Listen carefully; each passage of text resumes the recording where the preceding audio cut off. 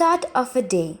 Do not ignore what you have in your hands, for it will be precious and valuable treasure of life.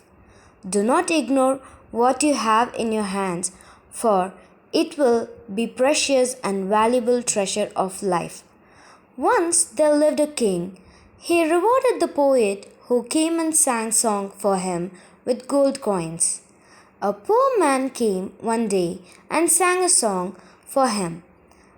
The king gave him a pack of stones instead of gold coins.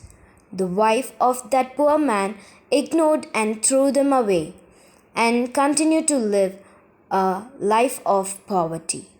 But one day she took them and told him to go to the market and sell them. To his great surprise, he found that nobody in market had enough money to buy it because those were most expensive precious stone.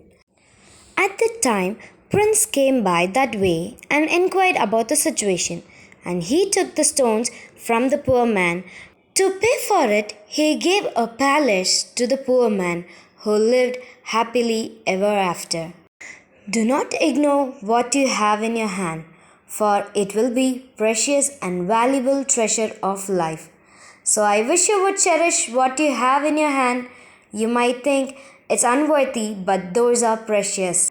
Thank you.